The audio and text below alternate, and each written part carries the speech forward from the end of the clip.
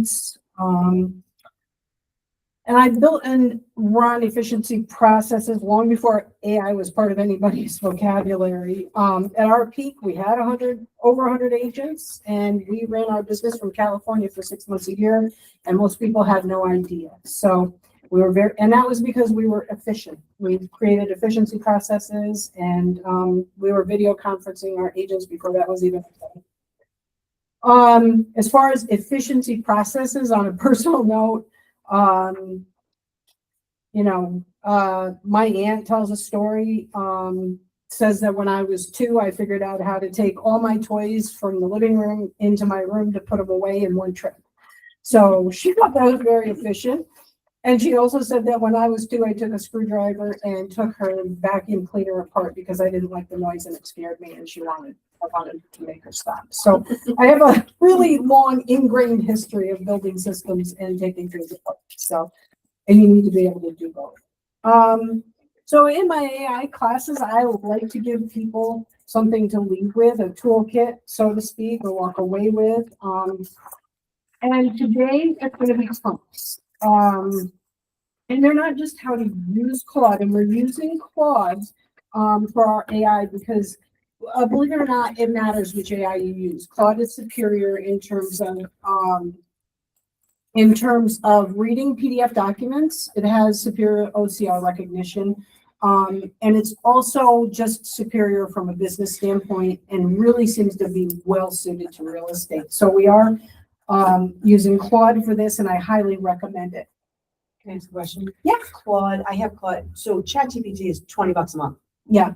What is Claude? Is there different levels of where you buy in? Like obviously the initial is free. Yeah. What is Claude more expensive? I don't believe so. I signed up for it, and I think it's about the same price. Okay. And I have the pro account. You can do a lot with the free account, but the pro account is really nice in Claude. Is that comparable to like the $20 a month that ChatGPT does? Okay. Yeah, only you're going to get so many great tools in there. And hopefully we're going to touch base on some of them. There's so many that I don't want to give you all of them because then you'll be like, oh, let's start. But but yeah, I would go there. Okay. Definitely. Because a lot of the stuff that we're going to use is going to be Claude specific in terms of the next steps for creating a system. And I do want to say, anybody has questions as we're going, chime right in. Okay. So I will answer questions. I'd rather do that than have us move further without understanding.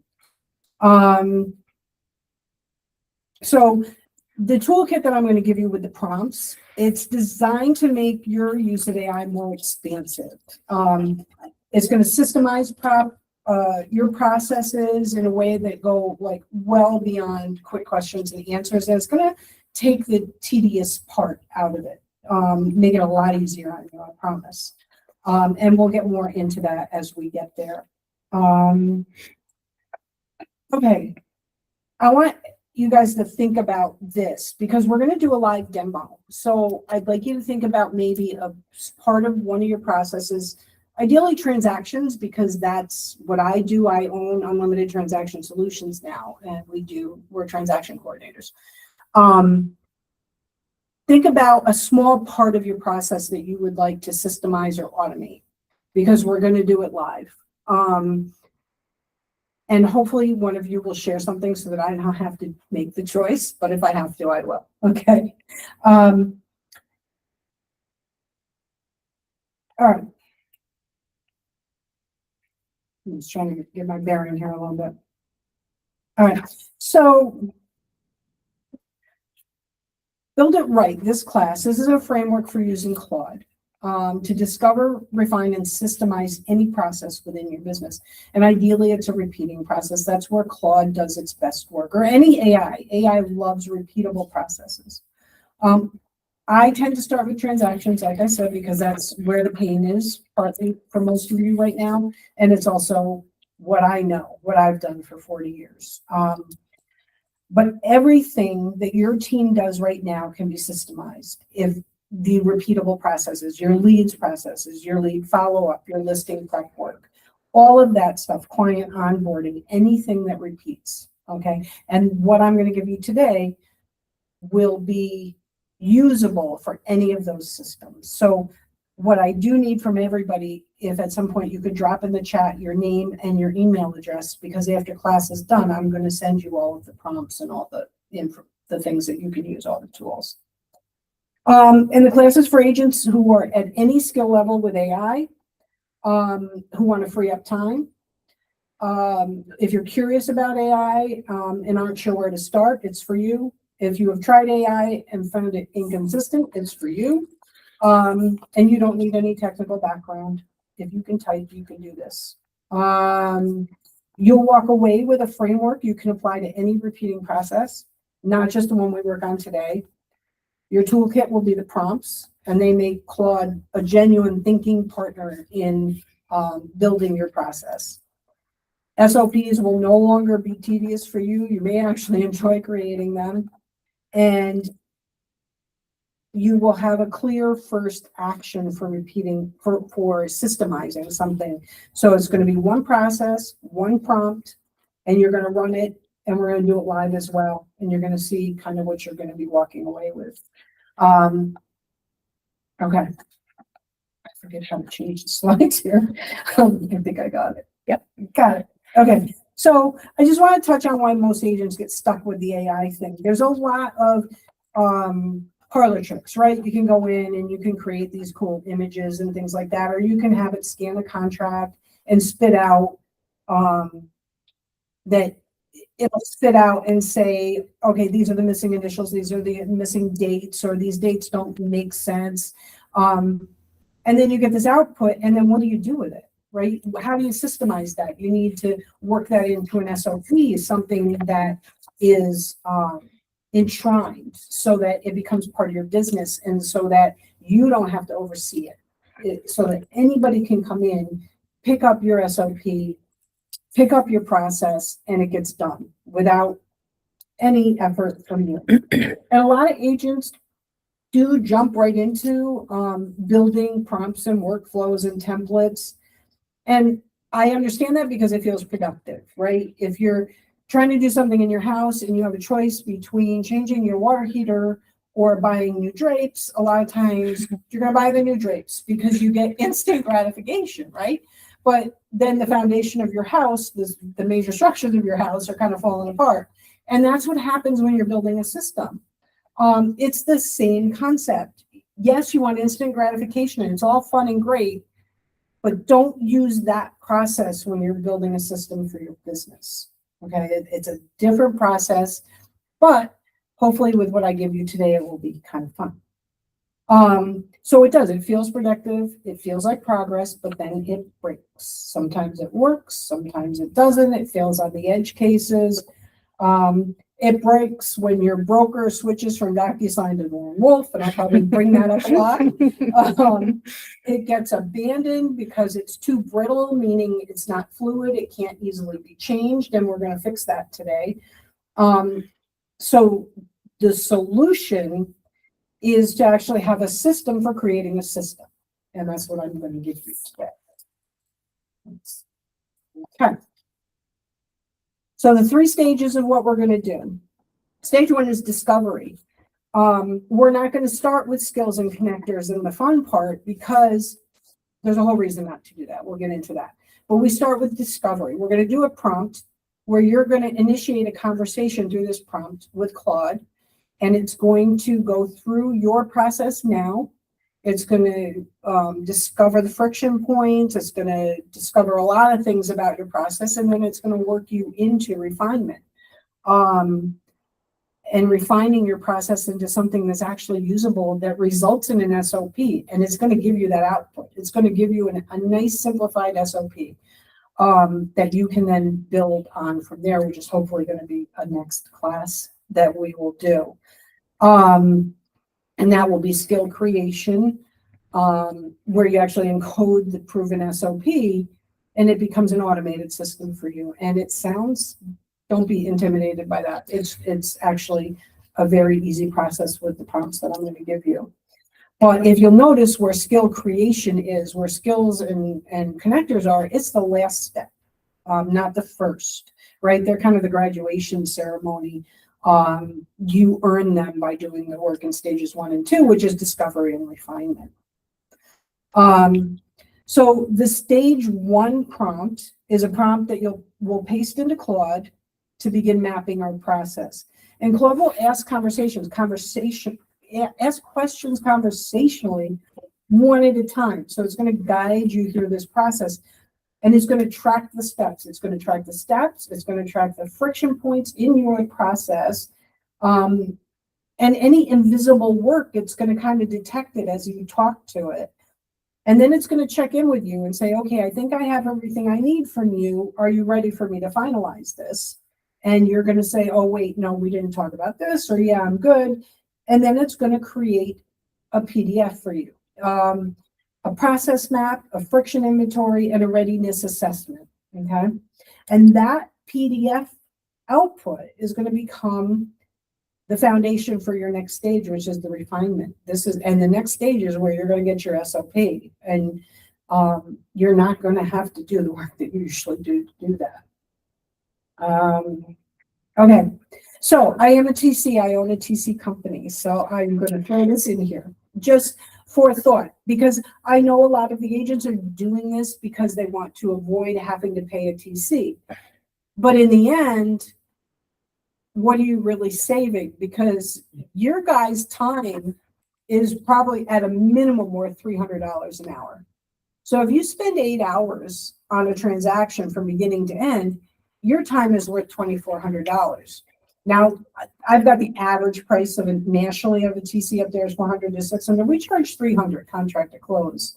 $450 if we go listing contract to listing input, listing live, sale contract, and then to close is $450. Okay, that is a no-brainer. Yeah, that's kind of a no-brainer. So what you're not trying to do, or maybe you are, and that's great if you do, is you're not trying to replace a TC. You're trying to create a process that a TC can use that supports your business. So right now, I use my process, and I will adjust it. I can adjust it because of all the years I've been doing this to your business. But you can actually create your own process that says, this is how I want you to do it. Work within my system. And a TC can do it without much thought, and they have the experience with working with those types of systems. So it's going to take your hands off the process so that you have time to go get your next listing, but also give you the confidence that you set up a system that a TC can use and do it the way you want it done, instead of the way we do things. Because with multiple clients, we do the way we do things. Obviously, we try to, we do customize to you guys. But anyway, that's kind of where I'm getting at with that. You want it to run without your attention so you can take another listing. And what you don't want to do is end up with a process where you've written down everything you used to do, and now Claude does it while you watch, because you aren't gaining anything by doing that. You want to not have to watch it. And that's not leverage.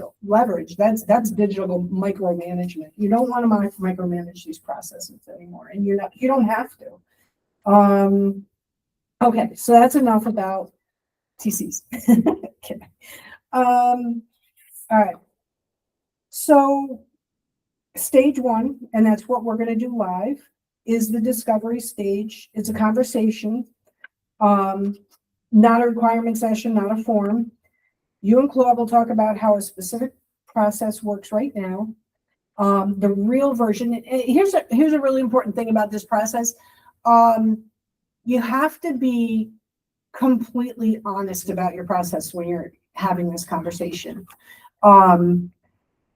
You have to be able to recognize and not try to hide the fact that maybe you're a micromanager or maybe you're a chaotic person, because those are the things we're trying to fix. We're trying to systemize and take those emotional things out of the equation and make it a system. So when you're having the conversation, you want to be really honest about what your system is right now. And ego has no place in this. Just a note about that.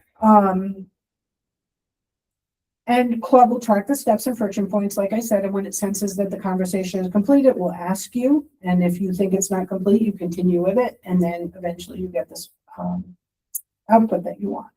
So what I'd like to know is, does anybody have a process, a small part of their transaction process or their leads process that you want to work on right now as a sample, an example? Give an example, like give me some ideas here, because I'm sure I have many. Okay, that's true. But I don't know. I don't doubt that. Thanks. I would say, so I look at examples as being, okay, here's one I think is a challenge for a lot of people. Following up on appraisals and title, because it doesn't have a date associated with it in the contingent. It's not a contingency, but we need to follow up. And a lot of times that follow-up falls through the cracks because there's no contingency date. That's one example. Dara says sending mailers. Sending mailers. Okay, so what type of, any specific ones or just in general?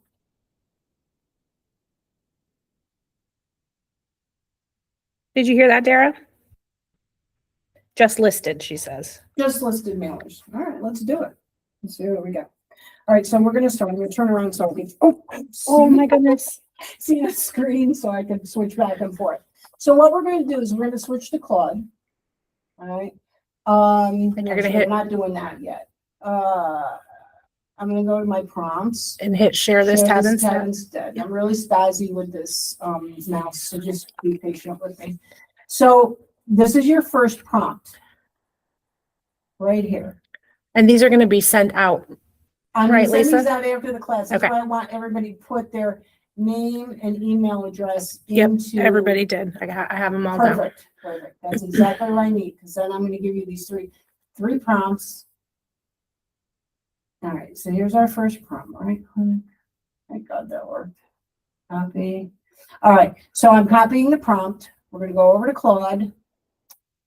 We're going to share this tab instead. Here's my Claude, and I'll paste that prompt in.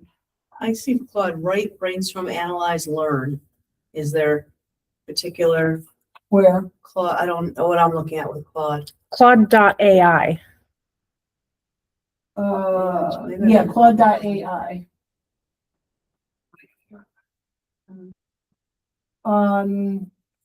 What do you say?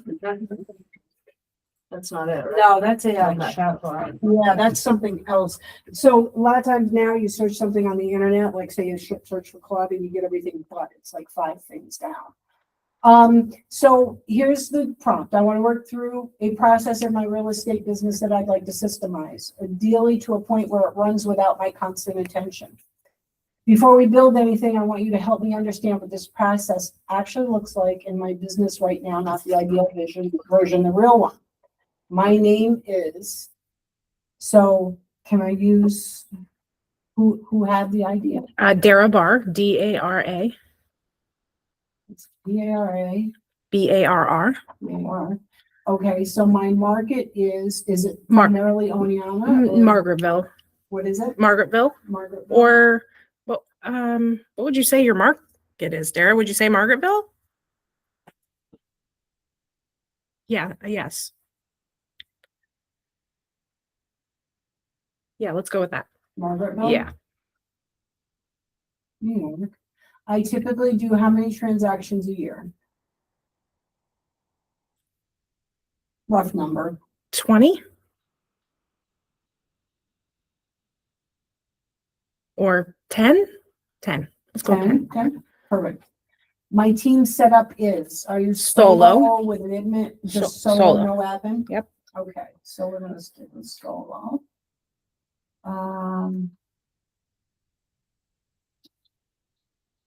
And describe in a sentence or two, the process I want to work on is Sending just listed mailers. sending just listed mailers. Oops. And how specific should we get there? Like, should we say to a farm, or it will know? Well, That you can automatically. say sending just listed mailers, well, yes, be specific about what you want to do for your business. Do you want to just send it to the neighborhoods? Do you want to send it to a farm area? Yeah, I would specify that. Dara, do you have a farm that you use, or do you want to just send it to the neighborhood? Her mic isn't working, so she's Yeah, typing in no, the that's chat. good. To an area around my listings, to homes over a certain amount, sent to the mailing address on tax record. Okay, so So just listed mailers. just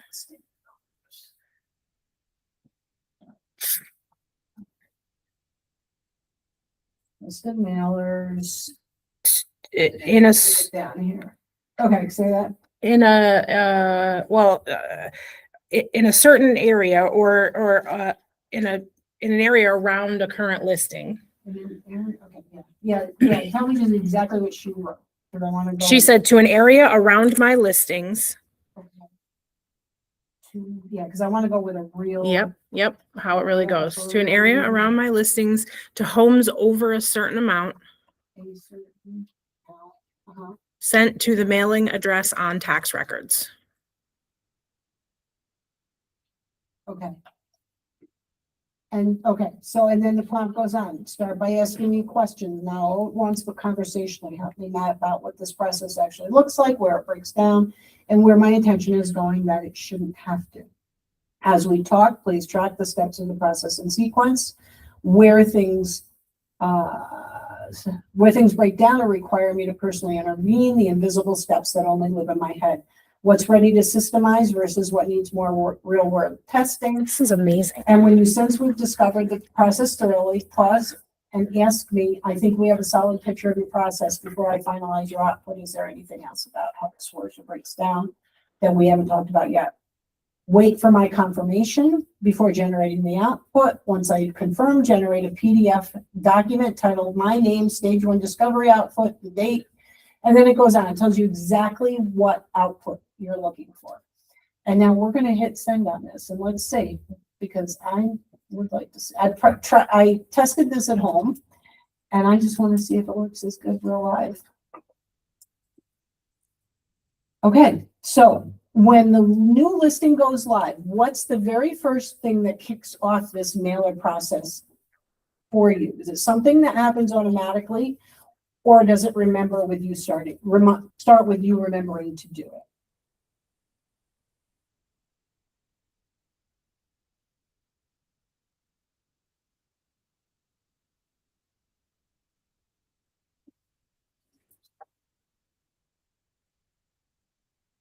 She doesn't send them. Oh, she Okay. does. Okay, I don't send them right now. So that's exactly the true answer. So. Okay. Perfect. Love that.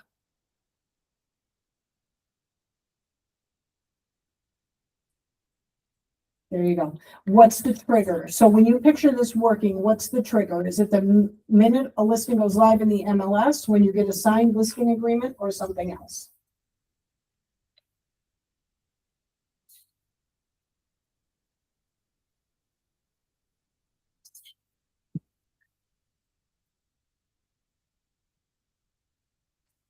Live in MLS.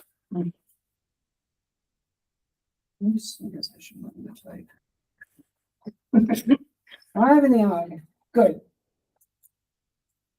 What's the geographic area? Do you have a set rule, like a radius, a neighborhood boundary, a subdivision, or does it depend on the listing? Well, we don't have neighborhoods or subdivisions. Yeah. So So radius, we could do a radius. well, I think she hasn't answered yet, but I think she said radius, but also price range. So she wants to target people who are in similar price range, but Okay. but correct me if that's wrong, Dara.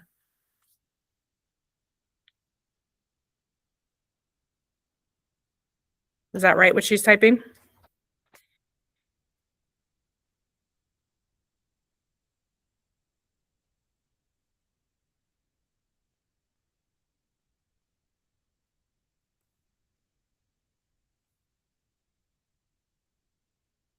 Oh, she's calling me.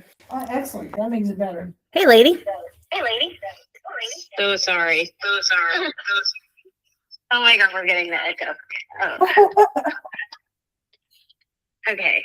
Why is it picking up my voice? Oh, maybe my mic is working. Ugh. Anyways, why don't you just make up some answers since we're not really using this? Okay. All right. Okay. So radius as well as price range. Yeah, there you go. I'll have you do it. That way it's a real, because I can guide it, Okay. you know. All right, guys. So what we're going to do is I'm going to come up with the answers, but if you guys want to call out, most of you are online. So if you want to call out in the chat, like an answer that you think, go ahead and do that. And I'll make sure to read it. Okay. Radius as well as price range makes sense. Let's nail down this. What radius are you thinking? And is that a fixed number or does it vary based on the listing price or property type?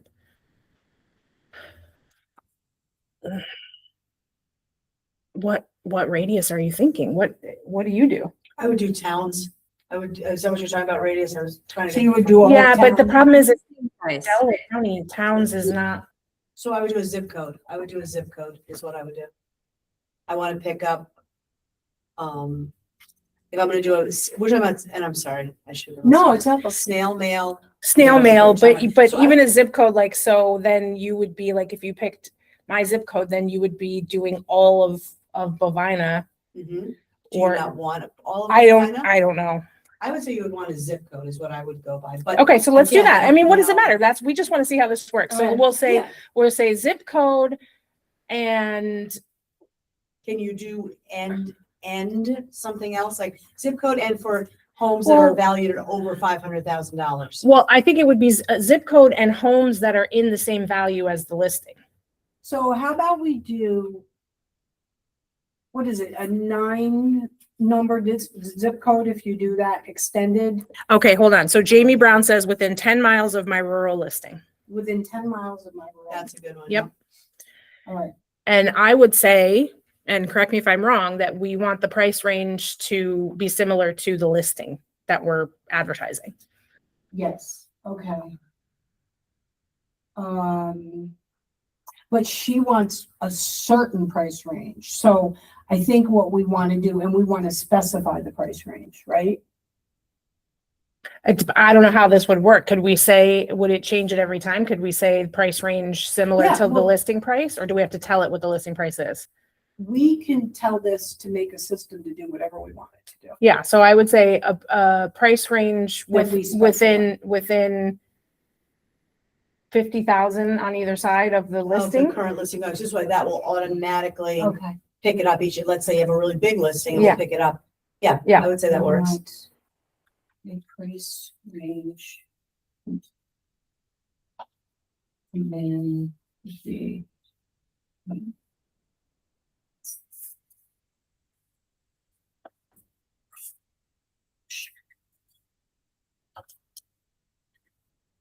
Okay.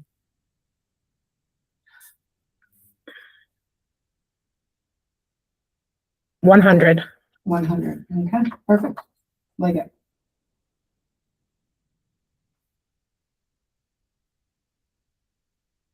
It's not going to come back with more than 100.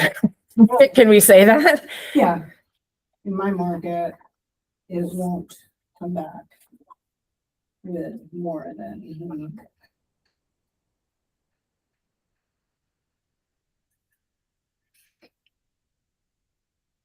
Dara says it will. Oh, it will? Yeah. How? Okay, so I need to correct that. So, Okay, so she's correcting. She put something in.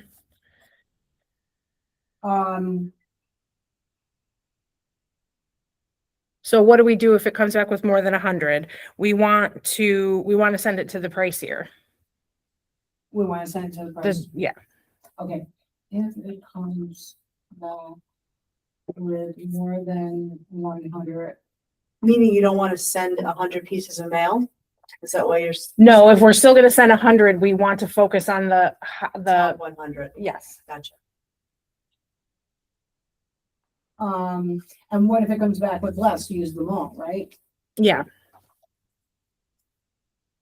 I think the next question they're gonna ask is gonna be the same.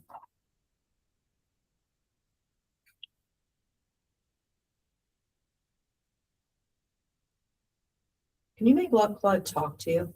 Rather than type it, do you know?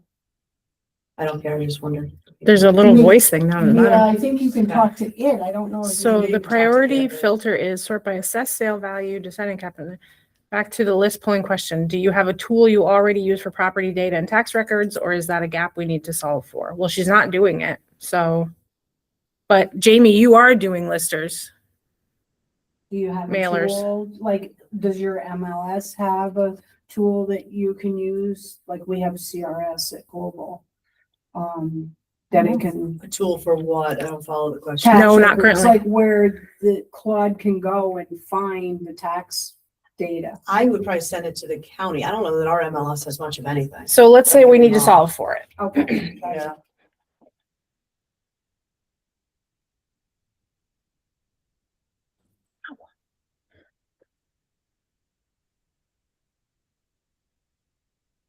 Okay. Do you have a design in mind, existing, that you've used before, or is that also starting from scratch? What do you guys think? You can take your microphones off too. You don't have to put it in the chat. Definitely. Start from scratch.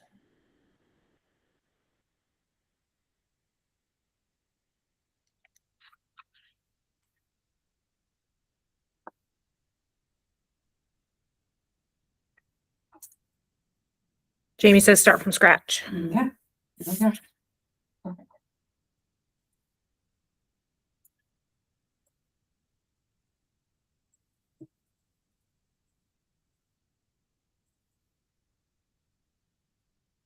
Okay, what's the core message you want them to walk away with from the mailing? So earlier, Dara said part of the goal of a listing postcard is to get sellers. So sending to price your home's house. So that's okay. So you're looking to get more listings. Jamie says I should call this lady to sell my house. Okay, That's her message. okay, I like that. I do too.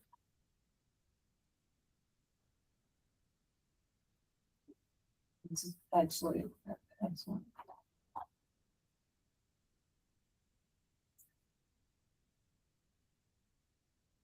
Postcard, letter, or something else? Postcard. Postcard. Do you have a preference on size or print quality? 4x6, 4x6. medium print quality. Perfect. Okay.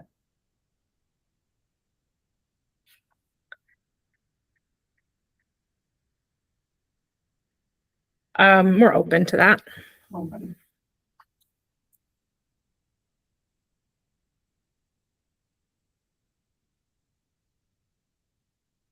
Seven to 10 days. Okay. Are we going too fast? Are you guys keeping up?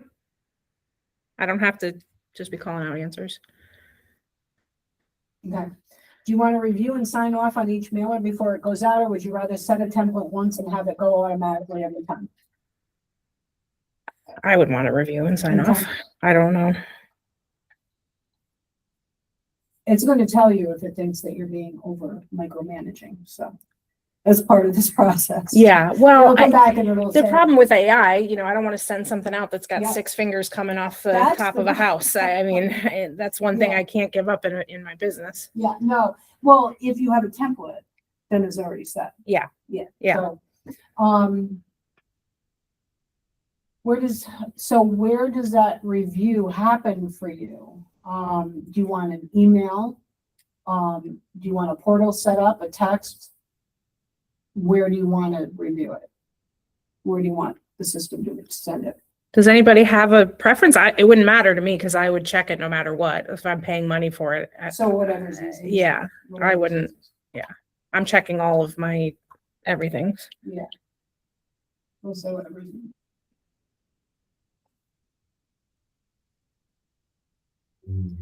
You want any kind of record keeping, like a log of which listing triggered it, how many were sent and when it went out, or is it went out good enough for now? A log of which listing triggered it, how many were sent, when it went out, or is went out good enough for now? I would say all of them. Would you not want to know? Yes, they say Right, yes. You want the, okay.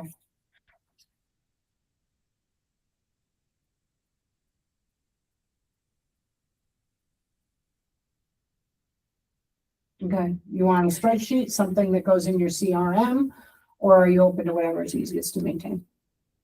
What do you guys think? Oh, and open click rates, well, open click, it's a mailer. We're not gonna get open click rates. Right. But would we rather it sync to our CRM or get a spreadsheet? I would say send it to our CRM, but Well, how's that gonna work? What's it gonna? I don't think, it's Not gonna say it's everybody's- sent. to who? If they're not a Uh, contact in your CRM. It wouldn't be a contact in your CRM. Yeah, no, I right? think that would So have to it be says spreadsheet. You know, I mean, we could say CRM because there's a possibility it could create the contact. but I agree Not- with what not- Brianna's saying, we would have no information on them. Yeah. True. Yeah, that's it. no, Okay, so spreadsheet. spreadsheet. Yes, because then. If we were actually- sending emails, CRM would make sense, but Actually, if the spreadsheet was properly formatted, you could upload it to your Yes, CRM after exactly. reviewing it. Yeah. So, yeah. Yeah. That's the way to Yeah. go, for sure. Is there anything about how this QR works or code. breaks down that we haven't talked about yet? so Dara did mention that if you put a QR code on there, Yeah, but I don't know that I would want to make that enshrined, because most people aren't gonna create do a it. QR I code. would still want the spreadsheet. We could add a function of if somebody does the QR code, it goes to the CRM, but I wouldn't want to make that the only tracking. Okay, so what do you want me to add? Let's just stick with this for right now. Let's keep it simple so we get Yeah, through so it. we can move to the next step, right? Yes, This is yeah. mostly Yeah, like a demo to show you how this works. Yeah. So. We're good. Okay. It'll take a minute. Dara says she loves this class. Thank you. You're I do too. This welcome. is very exciting. I'm very excited. I'm forgetting to look at the chat because I'm like, It's just, and then do this. if you have a good prompt, and so that's the one thing to take away from this class. The prompt is everything. Yeah. So I spent weeks Yeah. creating these prompts for you guys for this class.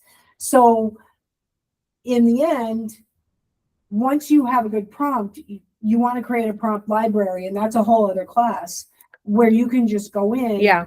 and pull these prompts and use them. But I love this prompt because it was very general, but also gave you the opportunity to get more specific. I feel like Yeah. you can use the main prompt for almost anything in your You business. absolutely can. And That's then the whole point. Yeah. dig into this. I mean, it's really Yeah, you can use it for your admin work. Yeah. You can use it for, I'm gonna use it for social media for the brokerage. yeah, I'm having my daughter test it. She runs a veterinary hospital in Phoenix, and I'm having her test the prompt on writing schedules for the Yeah. staff, Yeah. I mean, I'm having people test it in other real situations. And it just takes a minute to put it all together. It's like thinking right now. And Oh, look at all that. Yeah. Wow. Yeah, it's gonna figure out your friction points, where you have to be involved, where you don't have to be involved, where, it's gonna make it the most efficient system it can make it. This is creepy and so cool. Yeah. I, But the good thing. I don't like it, but I love it. You know what I like about it, though? I was thinking about it. So say you use a system online to, process all this stuff for you. You don't know what's running in the background. Right. On this, you know what your prompt is. Yeah. You know exactly what Yeah, you're running. controlling the You're situation. controlling this whole situation. There's no sharing of information. There's no backdoor of where everything you're writing in here is being used somewhere else. Yeah. Because one of the nice things about Claude is the privacy. It stores very little of your information outside of that chat, and it doesn't use your information for training unless you go in settings and allow it. And allow it. Okay. Yeah. Oh So, my gosh, look so at this. Dara Bar, there you go. Here's your We use a lot more discovery. water to farm cattle. Mhm. Okay. So basically, this is just your your volumes, 10 transactions a year. You're a solar team. You want to just send listed postcards. Here's your process now. MLS listing goes live. New Dare bar listing is published as active. For some reason, this didn't format very well. That's a glitch. I'll have to figure that out. But I'm sure when you download it, it will. It's Oh, you because know it's what? because you're That's split true. screen. That's So if you true. move that screen Right. over, And I don't know how to download it from here.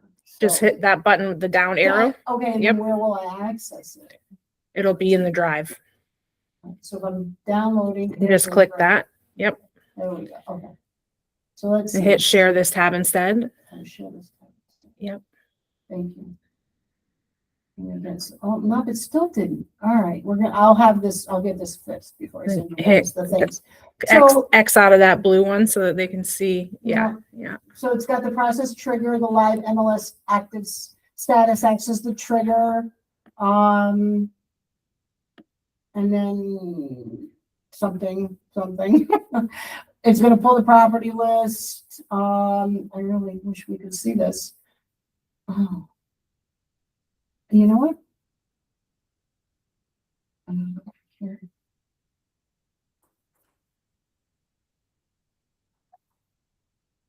And the output. And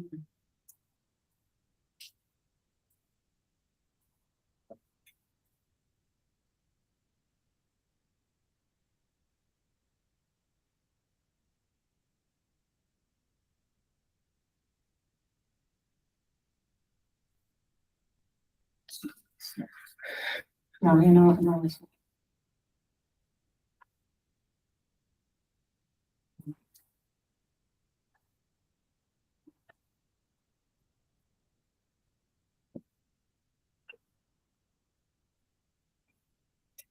What's that? It's, what's that called? Tape. Landscape.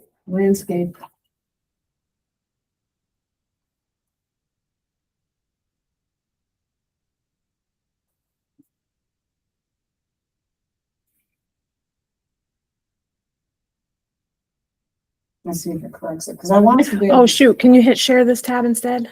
Oh, I didn't do that? Oh, shoot. Okay, here we go. Yes, I can. Nope. Oh, shit, what did I do? No. Uh-oh, now what do I do?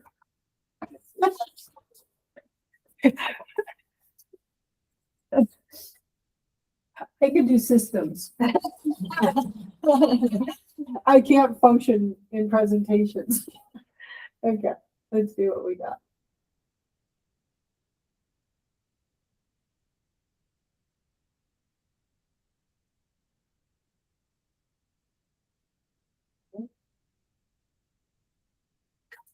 I'm hearing it right now. Yep. Okay, so let's see what Claude does for us here. Landscaping, so I'm gonna download it. I'm gonna open it. I'm going to, what do I do here? Just scroll down. Okay. Oh, so hit hide at the, I don't have to share this, it's already shared? nope, hit hide. Okay, And then just scroll down. let's see, it still is. Okay, help me out. It's, It needs to wrap the, let's see, the columns need to be wrapped. It needs to wrap the columns.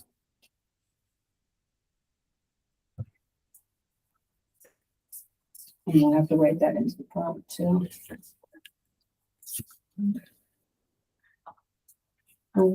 Really. There we go.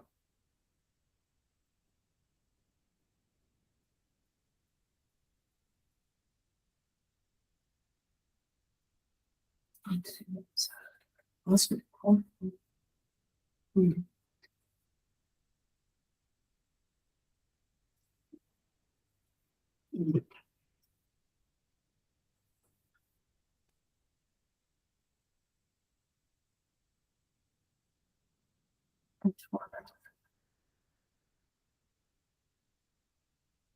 so I would scroll and see if it fixed it before you download it, right?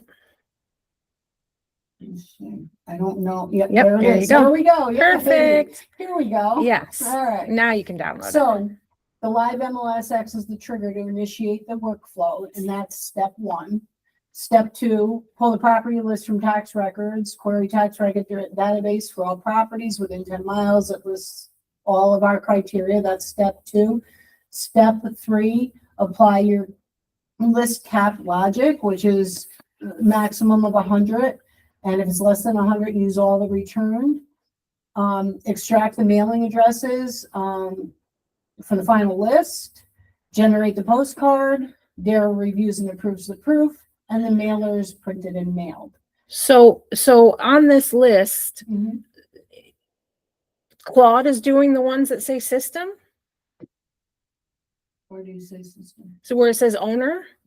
Owner did. Yes. So Dara is gonna. where'd that go? Come back.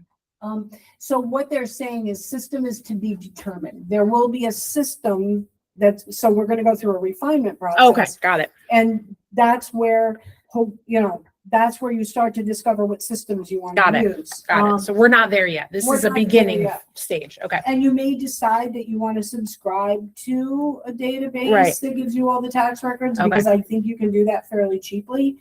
And, so all of that, this is just the beginning where it's laying out and saying, this is the steps. Okay. Now we've got to fill in the pieces. Okay. So it creates a process for you, and that's your process map. Friction inventory. Here we go. This is your friction inventory. It tells you no data source is selected. So no tool has been identified to pull the property data. They'll offer some options. County GIS portals. Remine is a good one. PropStream. Each has different data. Would you stop doing that? All right. Each has different data quality. So that's a choice that you're going to have to make. That's a decision you're going to have to make. There's no print mail vendor selected. They also offer some good options. And how does the system know a listing is live? So there's a trigger that you have to make a decision about. There is attention, proof approval. This is the one step that will always require her attention. To know when it's live, do you tell, is there a prompt there to say,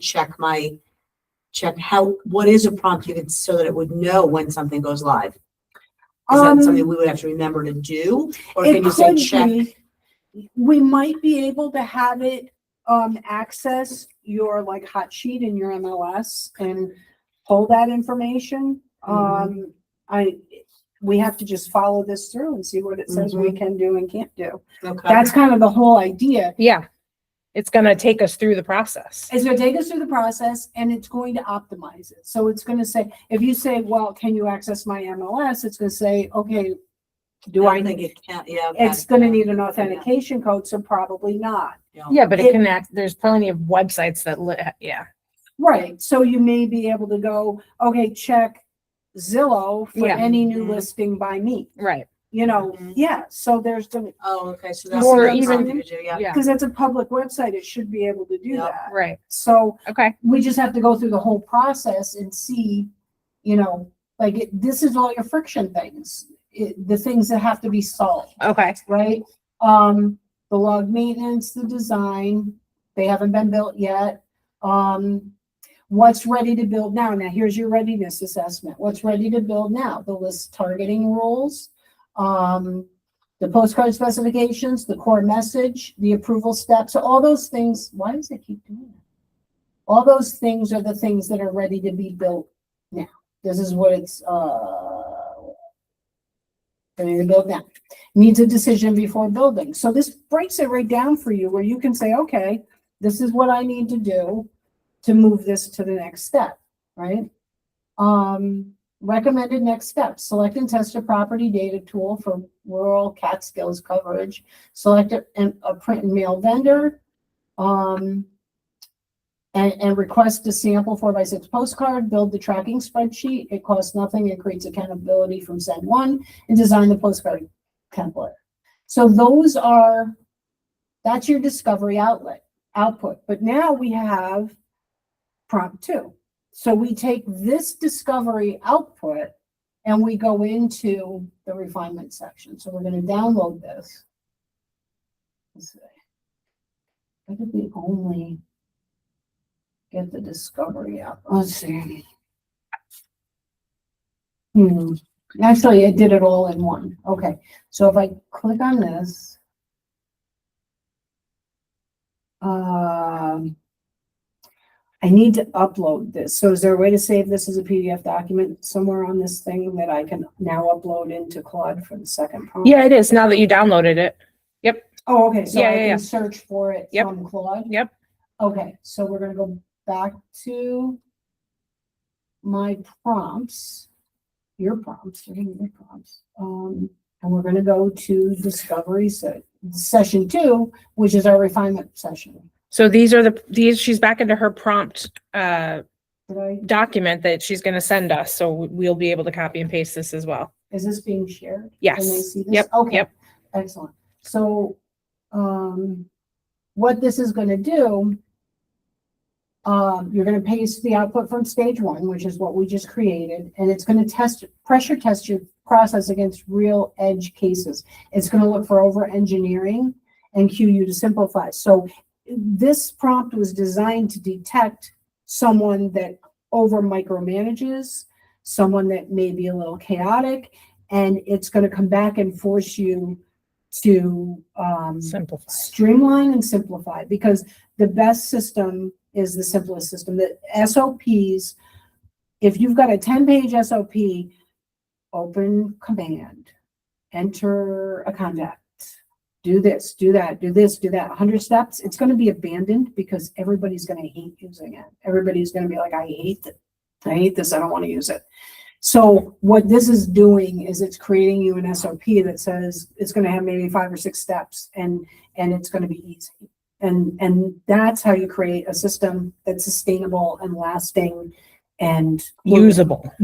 Yeah. And can grow with your business. Yeah. You know, and that's where we fall short a lot of times. So Well, this one that we're building is a perfect example, because no matter how big the business gets, this will still work. this will still work.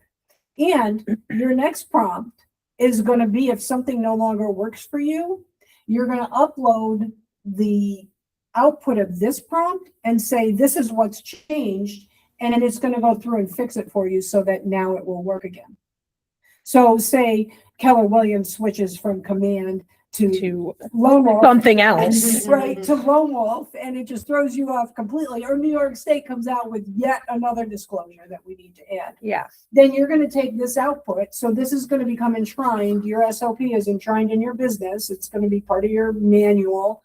And you're going to take that output and you're going to load it into the third prompt and say, okay, New York State just came out with another stupid disclosure that we have to use. We need to fix this. How do I change this? And it's going to fix it for you. Amazing. So it keeps your business systemized and fluid so that it doesn't become brittle and break every time something changes. What it's going to look for is conditional overload. Too many if this, then that branches. Steps that require you but don't actually need you. It's going to identify those, because a lot of people, they micromanage digitally. So they create a system, but then they want to be on it all the time, and you shouldn't be. You want to go get your listings and have this just done for you. Or a detail that's there because you're nervous, not because it's necessary, and Claude will ask you to distinguish between them. Whoopsies. Yeah, a lot of people do that, right? But that's what a good system does. It takes all the emotion out of it Yeah. and says, okay, because this isn't human. This is like, I don't care what the Yeah. emotions are. I just am trying to create a system. So, so let's, we're going to copy this. Let's see. Oops, shoot. Get it over. No, all right, so I'll do it in 2 steps. Go back. I'm going to copy half of my prompt. Copy. I'm going to go back to Claude. We're going to paste that part in. Then I'm going to go to prompts again. We're going to copy the second part of it. Hopefully get the rest of it.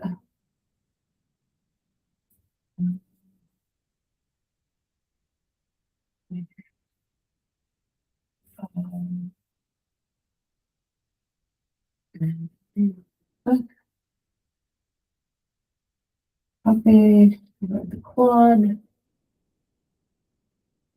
A space in there, just. Paste it. Now we're gonna grab our output. So we're gonna, this plus sign, you grab the plus sign. We're going to add files or photos. Where am I gonna find this? In downloads? Downloads. Top one. Okay, so what is the stage one discovery output 1 and output 2? We want 2. That's the latest one. Yep. Okay, so we take that, upload it. It's in there. And this is gonna, I mean, if you, I feel like reading it at some point, it tells you exactly what it's gonna do. Pressure test, it's looking for simplification, which is the most important part. What steps require me but don't need me? What's there because I'm nervous, not because it's necessary. They call it anxiety architecture.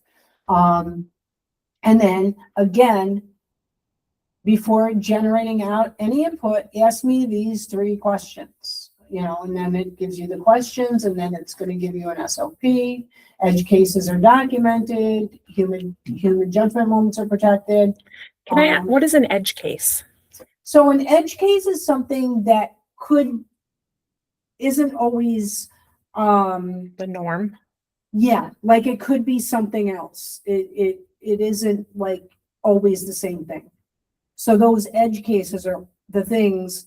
So those are the things a good system can account for. Okay. Right. So one of the issues I find with command, and I think command's a great system for a lot of things. It's a big, cumbersome system. But one of the things about command is it's very rigid. The rules are very rigid in command, and you have to know them and kind of follow them, or you can kind of screw up your whole database. So you want to build a system, and that's what AI allows us to do. It accounts for human behavior, and it accounts for these edge cases. So that's what it does. So I'm just going to hit enter on this, and let's see what it does.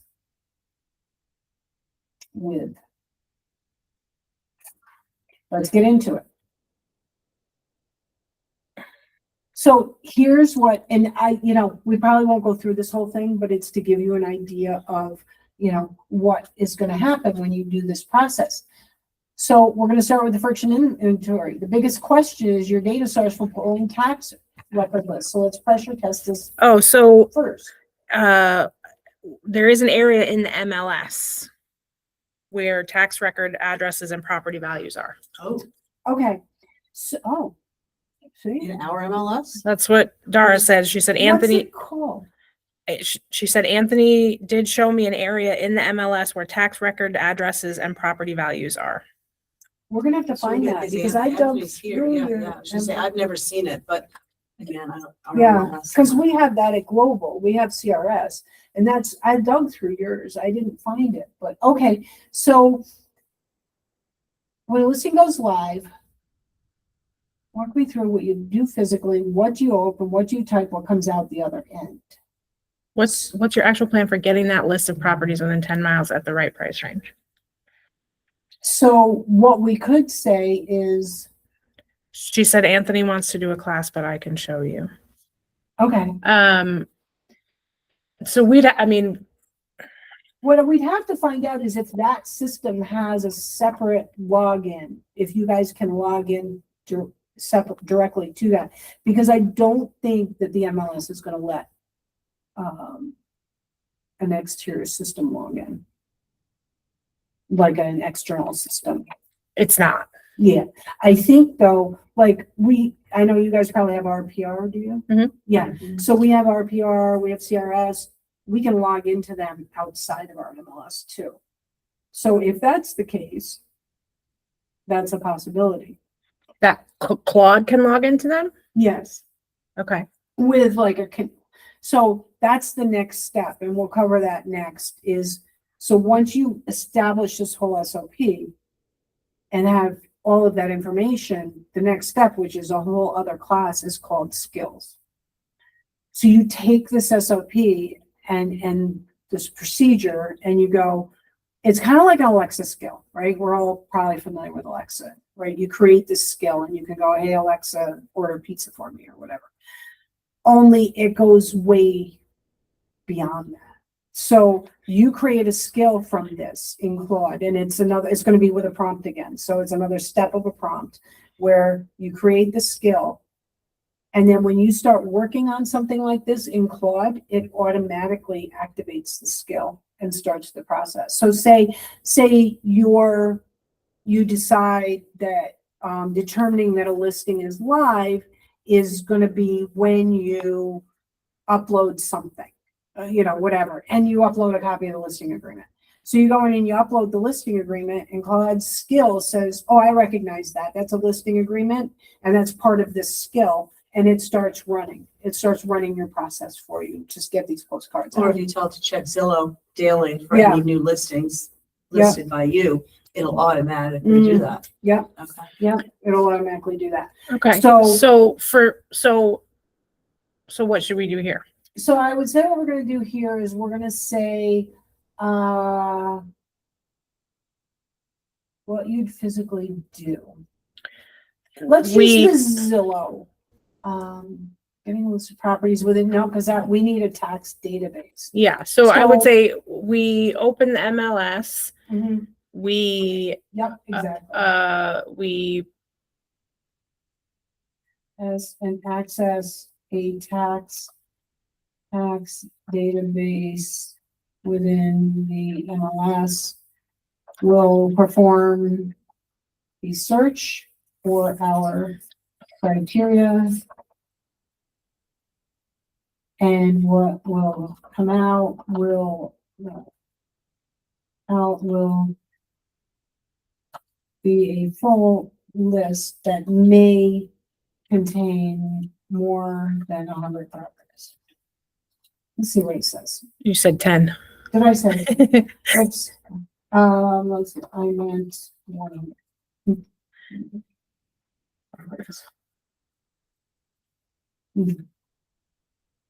Or the high that 10. So when the list comes out, what format does it export in? A A spreadsheet? How about, CS. let's say CSV. Yeah. Yeah.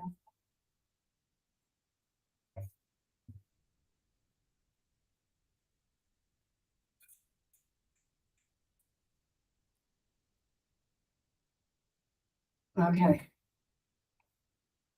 What could handle that? So I can do that.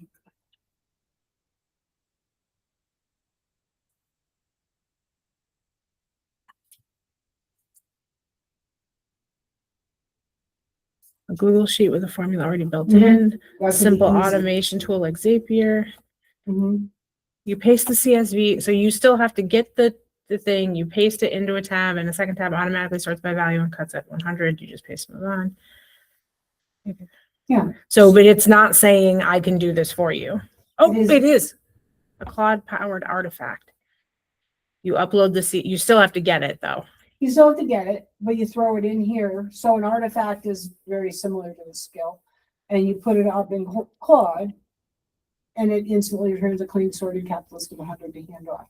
So in any scenario, you have to go to the You're MLS. gonna have to manually get the list or your admin or whatever. So that's gonna be part of the SLP. Okay. Right? So that's a part that can't be right now, can't be automated. That somebody has to do. Okay. Right? Because there's no physical way to do it. And that's what we've discovered with this. You can't do that automated, but you will. So your SLP will have a guideline. It'll say, this is what you need to do. You need to do this search within your database, and you need to search for this, and this criteria, pull a CSV output and upload it to Claude for the artifact. And then Right. you're going to get your list. But you guys see that she asked the AI, is there something that can do this for me? So she's asking questions of it in order to get to this answer. Right. So if it was me, I would use the Claude powered artifact. Yeah. Right? Because it's going to be clean. And it all is going to depend on what you want, how you want your business to run, because Zapier is excellent. Google Sheet with a formula is amazing. And, especially if AI is helping you write it, it'll write an app script for you that you just store in there and it just does everything for you. It's freaking amazing. Yeah. So, but I would say, let's just say we're gonna use a Claude Power Artifact. Yeah. So,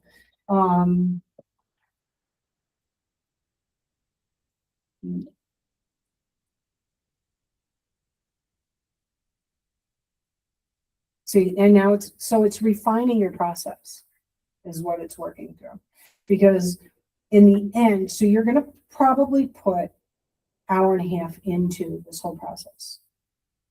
But in the end, then you have a system you don't have to think about. Right. You just go to this and you go, okay, this is what I do step by step. Yeah. And that's the whole idea behind it, is to ensure you kind of make your system, your business, systemized as much as you can. So next pressure test, the clean list goes to your print vendor, but how exactly does it get there? Do you upload it to their platform yourself, email it to them? So we don't know that yet. This is assuming that we did what it said we had to do in the first list, which is choose a vendor, get samples from them. So I'm jumping ahead because we'll be, we only have 2 hours. Right. And we'll be here all day. Right. So once you know who your vendor is, right, it may be just a matter of uploading it. And it is. That's how all of them work. Okay, Yeah. so let's just say we're gonna upload. Yeah. Come on. Or is there another way you're imagining that handoff working? Is it something that Claude can do? I guess is the question. Okay, Can it be automated? let's ask. And you know how it can be automated probably is with Zapier. And that's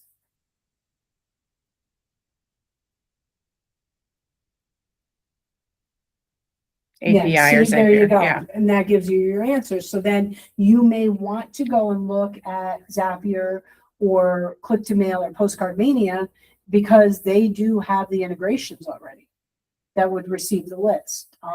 Others are purely manual. But I love that it's like this is not what you need to be worrying about. Right, Like Yeah. move on from this. right, exactly. Fair enough. Because I mean Vistaprint or anything like that, the process to upload it is like 3 seconds. Yeah, right? yeah. You put an email in there for whoever you send it to. Yeah. Whatever company you send it to. Yeah. it Emails them okay. Yeah. Where in here, did I miss where it gets created, whether the postcard is created or what? We haven't gotten there Okay. yet. We're just Okay. getting into uploading it. Okay. But it'll get there, Okay, so we want to know where we're uploading it before we create it. right? Okay, gotcha. And basically it's saying, look, we can't automate that yet anyway, because you haven't picked who you're using. Okay. And in an ideal situation where we were working from like a real life situation, we would have picked that in the first section because so that's what it let's told just us. say we're using Postcard Mania. Okay, so Because we get postcards from them all the time. They have good prices. let's see.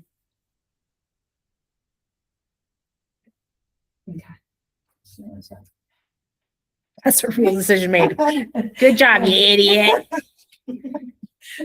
Well, it isn't subtle. But it's as, No, it's like good. dealing with It's a like system person. yeah, It's a yeah. system- Yes. This is a great AI. Yes, and there's also you can't take offense because there's no emotion behind it. There's It's not, just and like it's less chatty than ChatGPT. It's not gonna be like, hey, rah, rah, you're great. yeah, It's just gonna be, it'll say good, here's what's relevant, Yeah. Trigger-based automation is a capability. For now, the manual handoff is simple. You upload the CSV and they generate a proof. So what it's saying is start out with the manual process. yeah, and maybe that'll happen down the road. And then, right? Yes. And then you take and you upload it to Postcard Mania. So you're going to test this whole process first and then go back and probably it's going to say, then you're going to work on automating that through their Zapier or API that they have. So the proof approval test, let's pressure test that. Postcard Mania will send you a proof to review. What's your plan if you're at a showing or otherwise unavailable? Is there a maximum number of hours you let that sit before it risks blowing your 7 to 10 day window? You guys will get to that right away, right? So it's not really going to be an issue. Yeah, typically. Let's see, we are. Oh, it is. Or in it. It won't sit.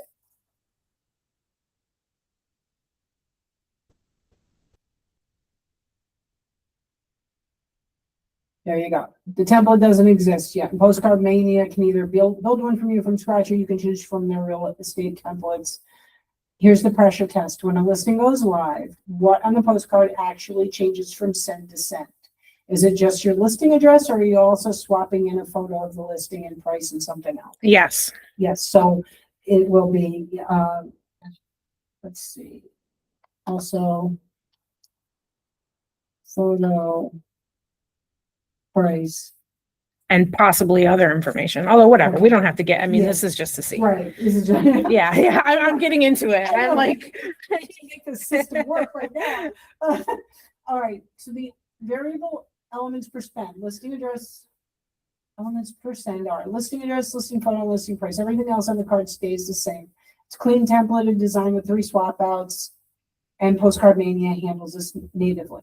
When you sit down to place the order, where are you pulling the listing posting from? Is it straight from the MLS, your phone, a photographer's delivery, and is it always print ready quality, or does that vary? So like the drive. I would say what's the easiest, because any of those they're the same, whether you're getting it from somewhere. Yeah.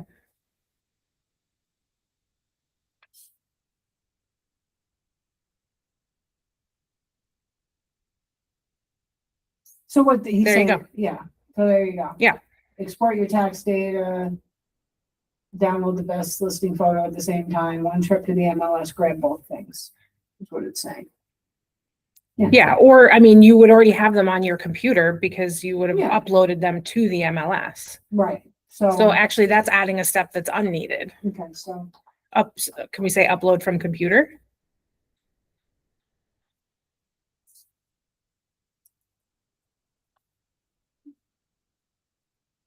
oops, I misspelled that, I was very sure I'll figure it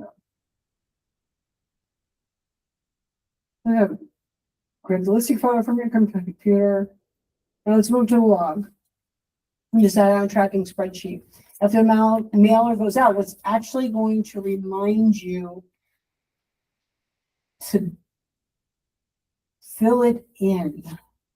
Can I just take 1 second? Because I wanted to respond to Dara. She says, unfortunately, I don't think this ends up automating anything.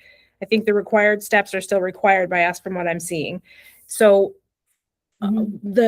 if I understand correctly, the point of this class is not necessarily to automate, but to systematize. Right. So it won't necessarily be that the steps are being done for you, but that you have a system where they're done exactly the same way every time. This trigger is the same, so that someone else could step into your business and do those steps for you. Right. And if it can be automated, it will. Right. And so this will point out So- ways that, and on another task, a lot of the things could be automatic, but that's not the task we chose today. Right, and here's the thing, so say you do something with the example I was gonna use with the following up on, okay, so here's a really good example. You get a sale contract, and you want to send kickoff emails out. I use this one a lot. So you want to take that sale contract, you want an email to go to all the agents involved, the banker, if you have the information, both lawyers, that starts the thing off. You're creating a communication thread, you're sending a copy of the contract, and you want this to automate. That's what you do with mine. That's what I do with this. Yep. That can be done. That could be automated. That So could be we automated. chose a task. We chose a That- test that's less possible, though. Yes, Yeah. yes, but but it's systemizable. right. That's the thing that matters, so that you have so that every time you have a listing, you're not going, shoot, what do I do first? You go, okay, here's my process. These are my steps. And you can pass that off to an admin Right. or a VA. Right. And get this done every single time, because you have a process now. Right. Right. And that's right? That's what We're working on in this systematizing what business. we're doing so that we're Yeah. not every day. So as she says, I can tell you yesterday, I wasted a whole day jumping around mailer land. So exactly. Yeah. So once we have this down, it would be as simple as I'm going to the MLS, I'm pulling the list, I'm going to Mhm. Maniac postcard or whatever. Yeah, whatever it is. I'm changing these 3 things. I'm downloading the list Mhm. and it's happening. Right. So, And maybe we do it again and we at a different day and we use a prompt that we can show some more automation. But right. the point is this I wanted system. to use a real life Yes, yeah, of something that concerns you guys. Yeah. And so what we learned in this process, I haven't done a lot of postcards in my TC work or anything. I hate doing them anyway, but it's a tedious process. But what we did learn is you can systemize it. Yeah. And you can make it so that this is what we do every single time. right. And then if you work through this whole process here and establish that, let's see if we can just buzz through this Yeah. and make shit up as we go. Yeah. To see what you get. So, grab the listing photo, push test. So, can't Hi, Jamie. this be audited? I really have to fill in a spreadsheet mail. Well, it seems very inefficient. We should stop talking. I know, it is. This is my personality. And whether you need to tell, here's what we said the log would capture. Let's just say, I already know all of that before the list. So here's Claude logs it for you. But also puts a pre-filled log. So yeah, we can automate it. Okay, so we've So automated let's one go step. down. So you can do that. You can say, hey, Claude, what are you talking about? Right. Sends you an order every time the email that is you could just forward it to a dedicated call, and your record keeping is done with 0 extra steps. So we want the Claude also outputs a pre-filled logo. Yeah, I want Claude to do it. I want you to do it.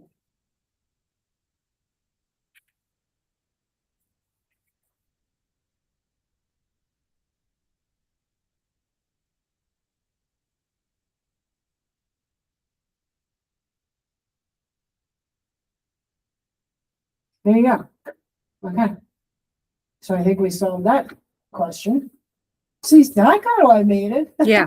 Yeah. Now I want you to run the symbols before we wrap up. 3 quick questions. I want your honest gut reaction. Is there any step in this process that requires you that doesn't actually need you? I'm gonna put out there that there are places that you can buy mailing lists that you don't have to do any of that.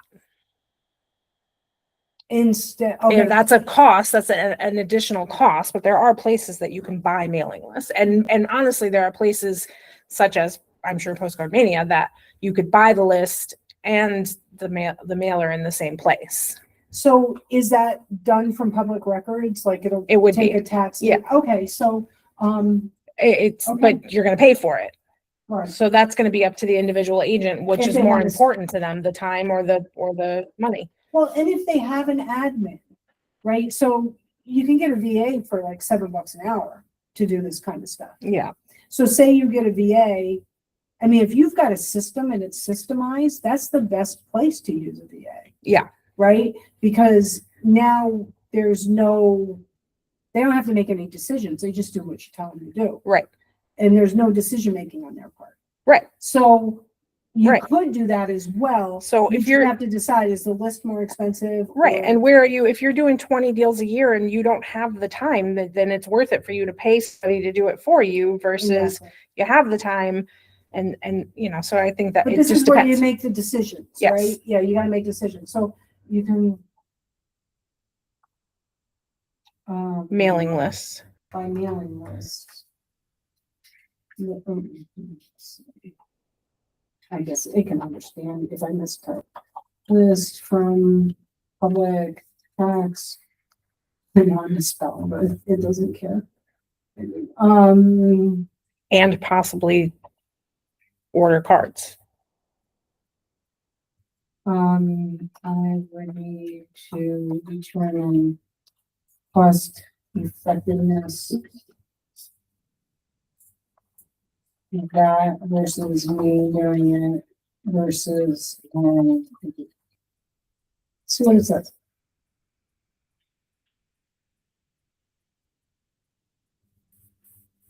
What's part of that?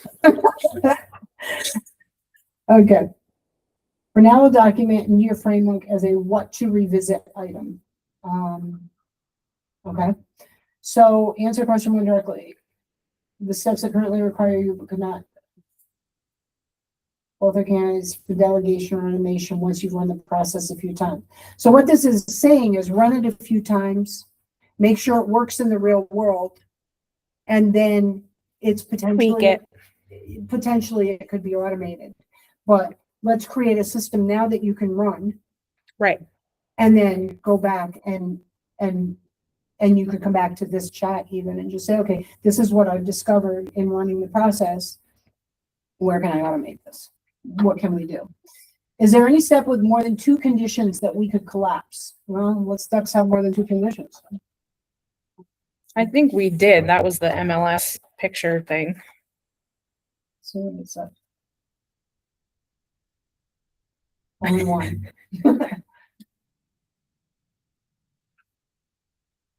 Yeah. That could sound a property with a missing mailing address just disappears from your list without you knowing it. Claude handles all 3 conditions in one step. You don't need to think about any of that. Okay, so there you go. So that's a non-issue. Is there anything in this process that's detailed because it makes you feel better rather than because it's actually necessary? I don't think so. No. Right? No. Okay. So that's a good question. No anxiety architecture. Final that, is there any edge case or section we haven't accounted for that you wanted to include? So yeah, say, all right, when we're pulling our list, say you're listing as you don't want postcards to go to vacant land, right? Right. Say the tax record is a big parcel of vacant land. You don't want to send out a postcard, right? Yeah. So, okay.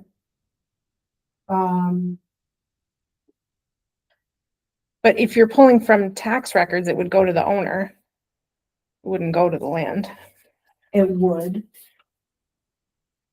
which we would want it to go to. We would want it to go to that. Okay. So for I this, think- I don't think there are any edge cases So simply there's a- because yeah, I think you're we're right. starting it. So if it's a property that we don't want to advertise, we're just not going to do We're any just of not this. gonna do it. That's the edge case. Okay. So we're gonna say no. All right. 3 outputs now.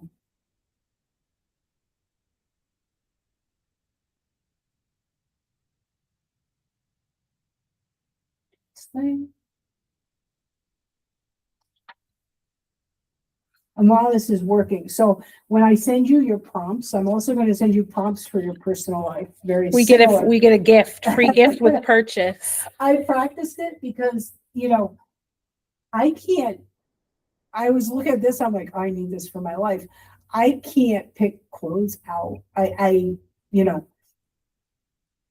62 years old, my body changed. I hate the way clothes look on me. I'm like, help me find flattering clothes. I actually have an SOP, a checklist. Stop. Are you sending that to us? Yeah.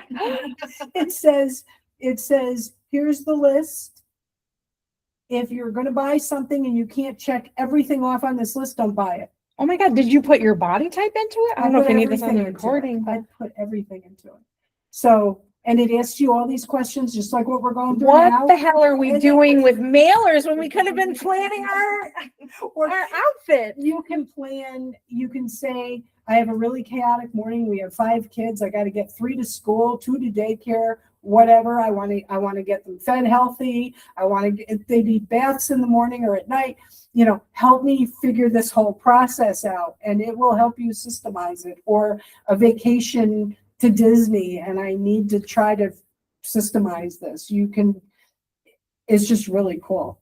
Or you can even go in and say, look, I have Thanksgiving dinner and Aunt Ida pushes all my buttons, help me handle her. Well, I have a graduation party coming up Yeah. that I'm cooking all the food for 100 There people. you go. There you go. That's the perfect example for that. And it will help you systemize a process that works in the time that you have. Okay, all So right. you have one for business and personal. Okay. I added that in. So that's the gift to you guys. Amazing. So we're still building. We're still, yeah. Yeah. I think so you can X out of that one on that side. on the right. Yeah. It'll give you more So- room.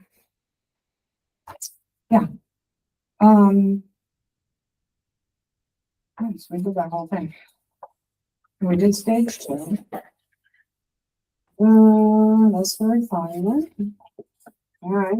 Skill is the next step, and that would be a whole different class to actually take a process. Oh, well, we're going to book that. Automate, good, excellent. There have already been people in the chat saying that they'd like Oh, another that's class. awesome. So Okay, I would like to do this class again I'll do it. for people that weren't here Yeah. because it's very valuable.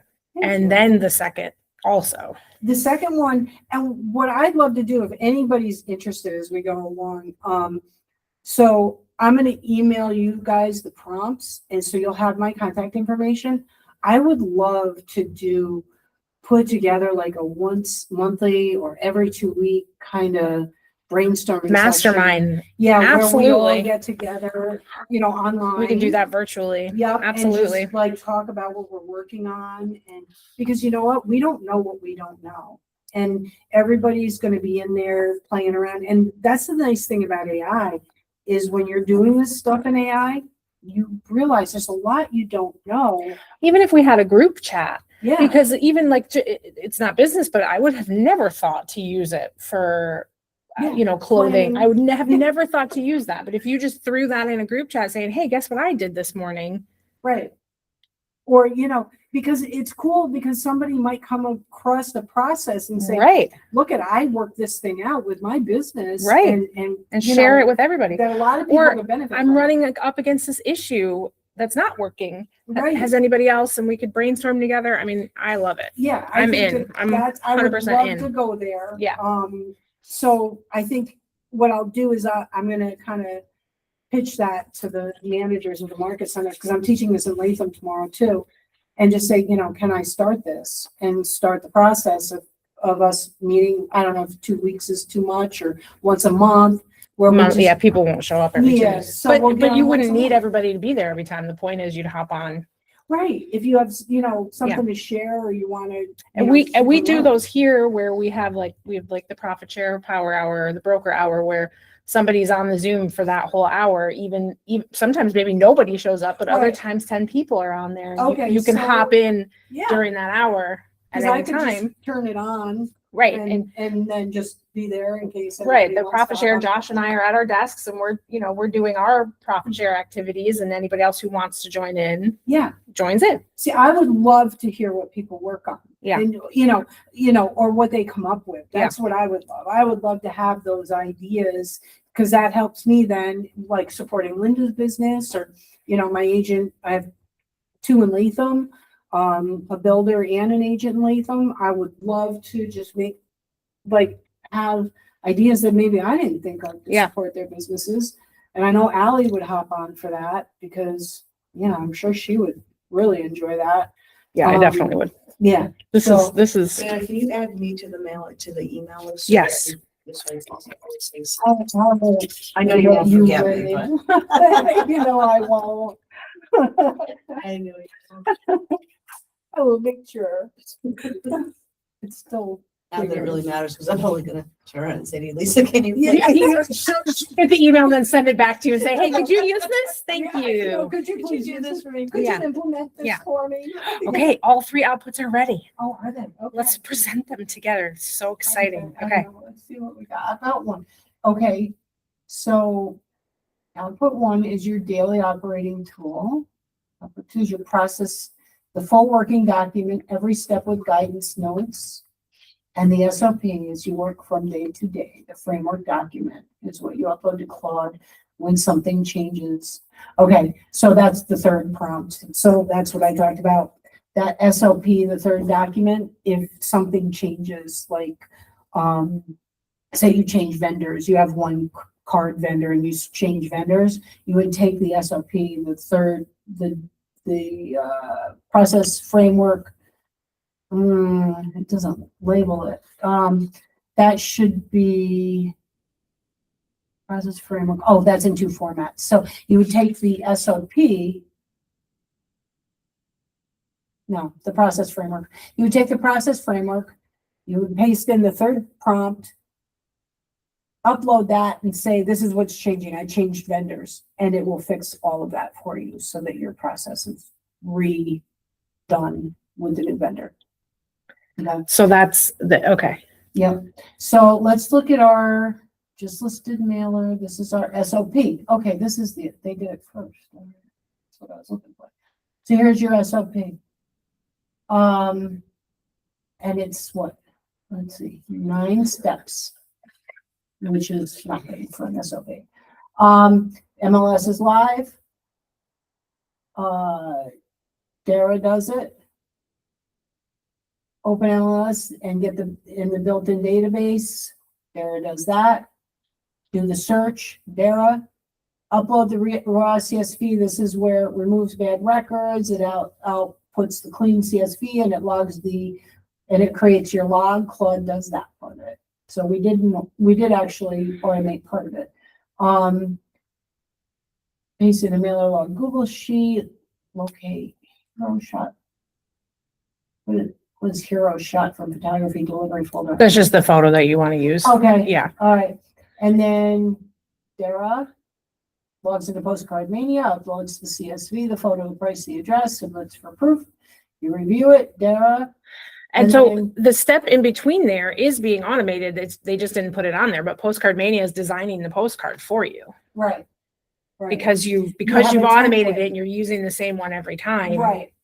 But the thing about an SOP It's only is yours. if you don't have to do it, It's not on there. you don't put it in there. Yeah. Yeah, if you don't have to do anything or you don't have to review anything, because you don't want to document everything. That's where Right. you get into this The weeds. too much stuff. Yeah. So it takes it out, which is kind of part of the system Yeah. process. And then it prints and mails 100 postcards. Oh, and there's a little square for agent decision required, and there's only one. Yeah. And that's to review. That's the review. Yep. There you go, right next to Dara. And then here's the most common edge cases. Assess whether send is cost effective before proceeding, right? Missing addresses, that's taken care of by Claude. If there's an error on the proof, you reject it. Price change after order placed. Yeah, there's an edge case we didn't think of, suppose after we place Right. the order, but the listing falls through. Cancel it. That's what it says. And it gives you all, basically, this is all your framework. Here's your complete before removing personal oversight from this process. So what it's saying is do all these things before you remove yourself from the process. And So- if you had a process that had a lot of automation, it's saying review all of this until you let the automation run on its own. Right, exactly, because ultimately, in the automated cases, that's your goal. You want to take your hands off of it. But If- not at first. You want Not at to first. you want to check a couple over, make sure it's going the way you want. Right, right. But in the end, it's going to save you hours Mhm. because you're not going to be floundering around. And ultimately, you're going to automate as much of the process as you can. And that's the whole idea. You don't want to be micromanaging your business. That's where you lose all your time. You want to be out there getting listings and working with buyers or whatever side of the business or both sides of the business that you work on. And then you go through this process. Amazing. Yeah, and then there you go. But there's your SOP right there. Can we download this? Because I would send this to everybody just as Yeah. because we did it. Why not? Yeah, we can download. So I think I've downloaded everything so far except for these, right? Oh no, we did because we just opened it in a download. So let's Yeah, get yeah. the other document that's there, which is the process framework. So this is gonna be more detailed. Your SOP is your very basic That document overview. that is intended to be not overwhelming, right? That's your policy manual document. This is your more detailed document that really more outline. Let's see. This is the working framework. So here you go. Update this log every time this process is revised. So this is part of your working process to establish this as a system. And it tells you exactly what this does. It sends a 4x6 postcard mania postcard to 100 homeowners near each new data bar listing within 7 to 10 days of MLS go live. The goal is to make recipients think I should call this lady to sell my house. This process is built from scratch. The first 3 to 5 sends are a testing phase, right? So that's how you test the system, which is what I wish they were doing with One Wall. But so trigger, MLS goes live, radius, price filter. So it's got all of your steps. The full process steps with guidance notes. So this is like, where you can really just go through and really document things, but you don't want to visit this too much because you won't need to. But it does really document your system well. And this is your new system for postcards right here. This is the system that you'll use right now, starting tomorrow, if this was a real case. And This is a system that everybody on this call can use. right. Starting Starting tomorrow. Yep. And then after you do it 3 to 5 times, you can come back in and say, okay, I see there's a Zapier integration. option, help me set that up. That kind of thing. And then you can, what I did there. And then you can go back in and say, okay, I've implemented the Zapier step in the postcards. Please rewrite these things for me. And your documents automatically update for you. So that's kind of the whole idea. This was intended to be a very comprehensive tool for you to use in your businesses right away, not a parlor trick kind of thing, which is a lot of what AI is used for. This was intended to be, you can Functional. take this and create a system out of any repeatable process in your business, whatever that is. You can create an automated process. I did this. So can we, not to derail your Yeah. class, but can we take a minute and just go over some places where you're using it, things that you've systemized? Sure. Just and give them ideas of what they can. So my systemization is the process of transactions. So I have a system where when I get a contract, I scan the contract in Claude and I use a prompt to extract all the information that it can extract in terms of contact information, contingency dates, all of that. I copy and paste that output into a spreadsheet, and then I run a process where it processes my output and creates a transaction sheet for me, filled in with all the information it could pull automatically from the contract. Manually, then I have to go in and fill in the rest of the information because a lot of agents don't put in the lawyer information or that. And I also include our client information because my next step from this is I click a button and it creates and fills in my kickoff emails. I have 2 kickoff emails, 3 actually. So the first one goes to both lawyers, both agents, all the paralegals that I have on record, and the banker if I have them on record, and it copies me. It gives a copy of the contract. It says, this is a communication thread. Please use this going forward. Reply all. So all of our information is in one place. These are the parties on this thread. Here's your contingency dates that are coming up. And there's a place where I can add extra notes and it automatically highlights it in the email. So the second email goes to our client and their lawyer, Linda, or whoever my client is, the agent, and it copies me and it says, okay, this is a attorney-client communication thread. The parties that are included in this are on the buyer side or seller side, and this is intended to keep all of the communication in one place so that everybody can stay on top of things. And these are the parties involved. Here's a copy of the contract. You know, it introduces the attorney to the client to the attorney, and off it goes. That is all automated. It shows up though, it doesn't send itself. I have it set so it creates these as drafts. So it goes into my draft email box. I go into my draft email box, I just look it over. It's all filled in with the recipients, their names, their phone numbers, their email addresses. It's automatic, and I review it and I click send and it goes off. So that's the first part of my process. And I think that's the first part of a transaction process. The next step is contingency follow-up. So I have a thing, so my transaction sheet has all the contingency dates on it. I have a thing that it's pretty smart, and it follows the contingency dates. It automatically drafts an email, follow-up email in my draft folder when that date is due. So it says, you know, I'm following up on attorney approval. I'm following up on mortgage contingency. I manually maintain that sheet. So as emails come in where it says, okay, we're through attorney approval, I set it as complete.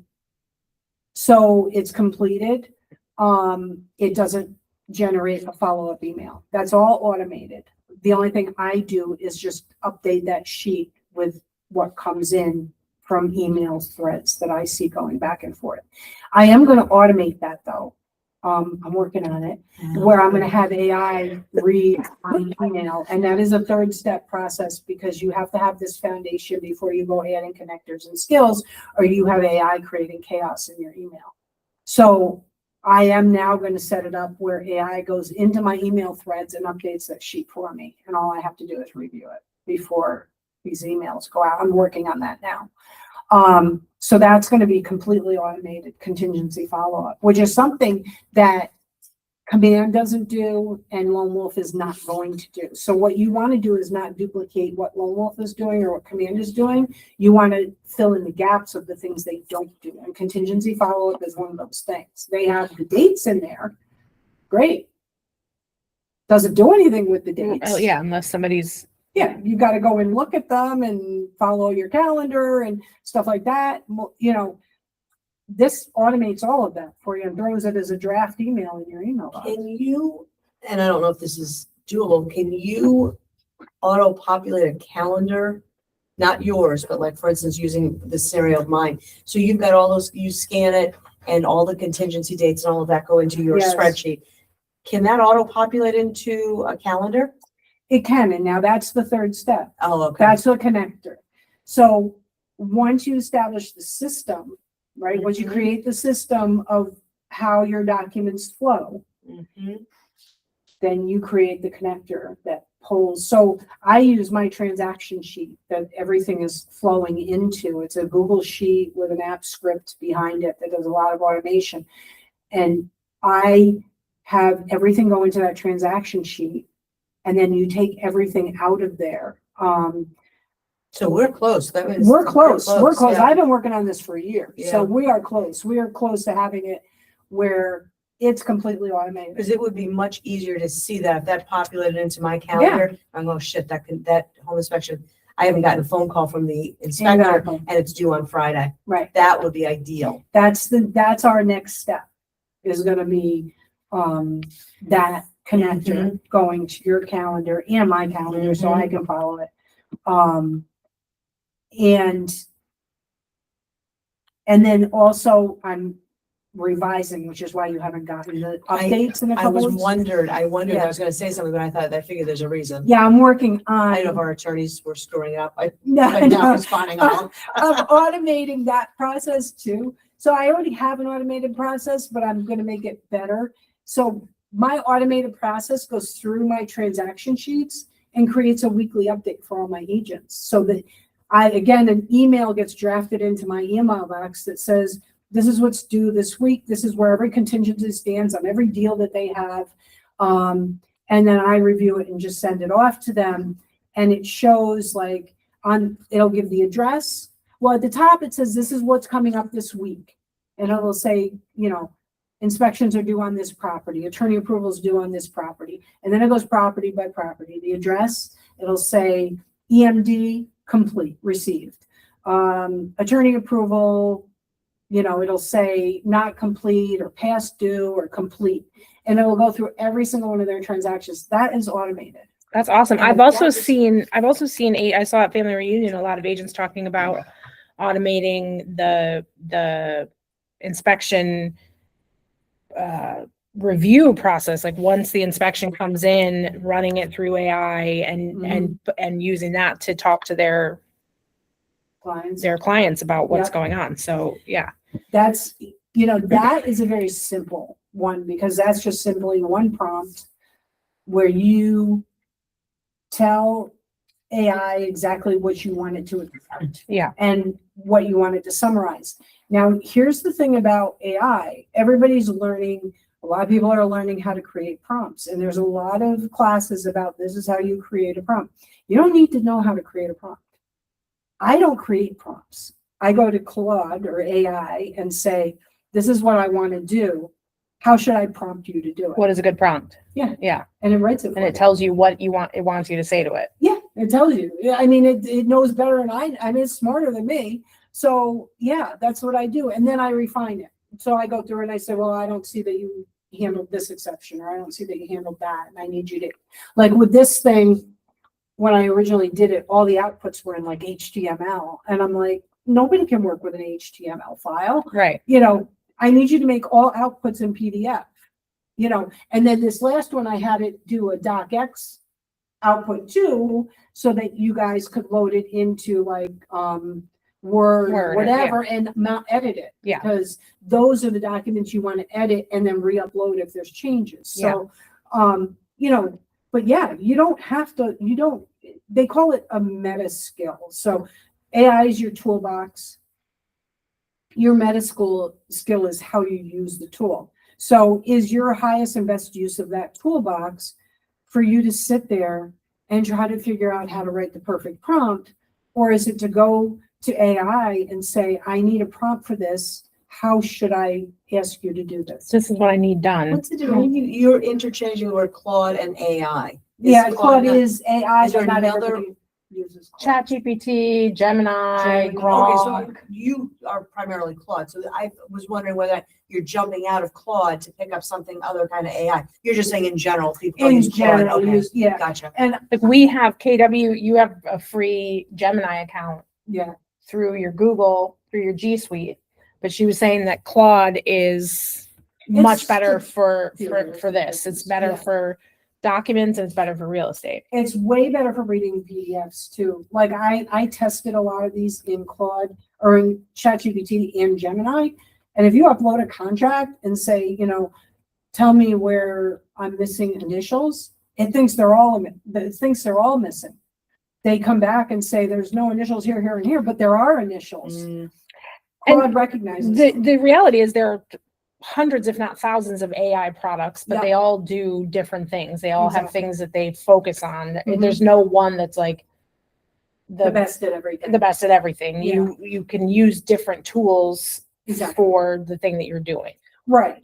Whether Claude it's is- editing photos or whatever it might be. Exactly. Yeah. Editing photos is a great one, and Claude sucks at that. Right. So I would not have Claude edit photos. You do ChatGPT for that, or Yeah, maybe Gemini. I use Gemini for social Yeah. media stuff and it does a great job. Does it? Okay. Yeah. I haven't used Gemini much, I haven't used Gemini. but I've been know a using lot it of simply people do. because it's free. I get the Right. pro version for free. So I'm Right. all about, Yeah. I'm all about free. And Perplexity, So- is there one Perplexity? There's, Yeah, I mean, there's, so many. I have a running, every time I hear one, I write it down because I want to be able to like tell you Mhm. guys. Yeah. And the list at this point is so long, I've forgotten. It gets crazy. Yeah. Yeah. And I don't know, there's a lot of noise around AI.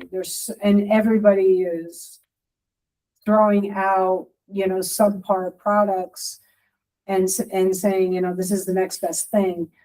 So it's always better, in my opinion, especially since your business is so specialized and personalized, that you have the tools to create it for your business. Mhm. Just working with the agents I work with, everybody does things so differently. And this is, you know, if you're working with your own prompts, it allows you to do that. Can I just take a minute and read you some of the chats before we end Sure, up, just so that you, Jamie said super helpful. Thanks for the intro. Have to run, but she would be interested in a second class. Dara said, thank you, really appreciate. No, it's hard to teach us virtual students, but we were here listening the whole time, and that monthly sounds ideal. This was when we were talking about the group chat or the hour or Okay, something. yeah, great. Cher said she's looking forward to it.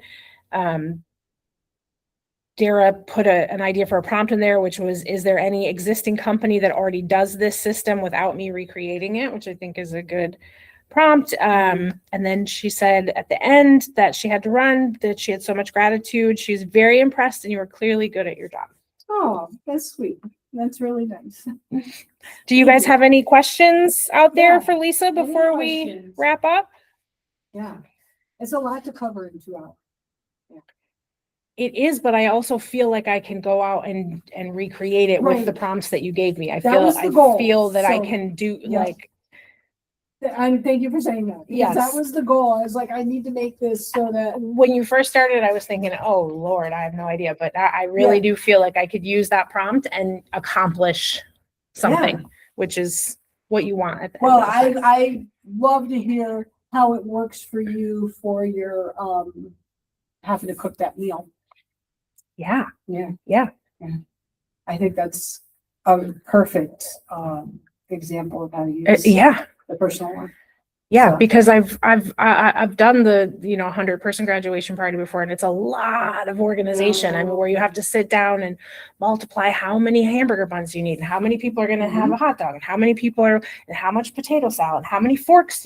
I mean, it's a lot of work. And I have a feeling it's gonna do a lot of that. Yeah, Have, if you just say, use typical, yeah, guidelines for what I need in terms of, yeah. You know. When do I need to have these things done by, and Yeah. when do I need to? Yeah, absolutely. yeah, I think that's cool. No questions. Cher said thank you. Okay, cool. So I'm gonna. Are we? I think we're good. Okay. I'm gonna send an email to everybody with the prompts. You'll get them all. The personal ones will be in there too. Okay. I'm gonna try to get the mastermind thing going. I think that would be really cool. Mhm. And off we go. Okay. Yeah. All right. Bye, And- guys. And feel free to reach out, because I'd love to hear what you're working on. Okay. I can, well, you're going to email them, so they'll I'm have gonna your email email. them, so Okay. They'll have my information. Okay. Yeah. Perfect. Okay. All right. Bye, guys. Jeff, let's do an addendum. She was gonna send me one.